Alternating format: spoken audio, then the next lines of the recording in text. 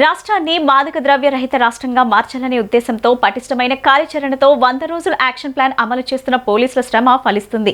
ఎన్టీఆర్ జిల్లా police commissioner Rajasekhar బాబు పర్యవేక్షణలోని anti narcotic cell commissionerate పరిధిలో ఉన్న city task force law and order పోలీసులు సంయుక్తంగా గంజాయి రవాణా, విక్రయం, కొనుగోలు, సరఫరా వంటి అంశాల్లో కీలకంగా ఉన్న నిందితులను అరెస్ట్ చేస్తున్నారు.